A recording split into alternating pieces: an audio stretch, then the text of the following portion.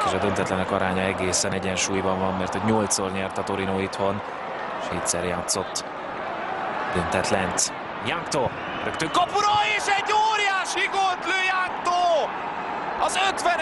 mellé most már 5 találata van Janktónak, és ő az, aki megszerzi Rossettini borzasztó labdáját, és utána a rövid felső sarkot kegyetlenül lövi ki a cseh játékos. Hátnak esélye sincs védeni ezt a rugást.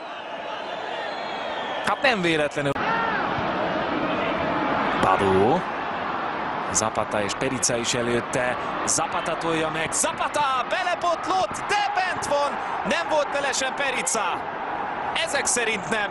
2-0-ra vezet az Udinese Torinóban. Talán begurult volna már Zapatáról is a labda, de Perica elveszi tőle ezt a gólt így. Azért volt ez kockázatos, mert Perica akár lesen is lehet.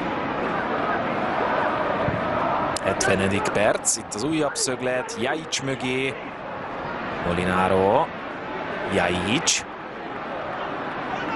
Ljajic húz befelé, megcsinálja a cselt, Ljajic a másodikat is, most gurít vissza, még mindig ott a labda, és ott a szépítés is.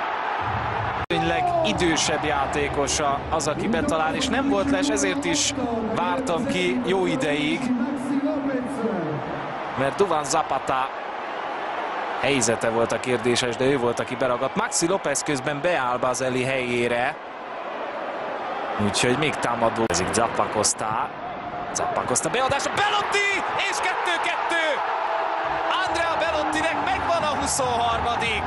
és beéri a góllövőlistán Edin Dzsékót.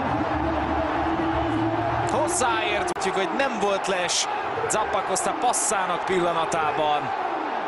Úgyhogy Zappacosta azután, hogy Albánia ellen az olasz válogatottban Immobilének adott gólpasszt, most Belottinak teszi ezt meg.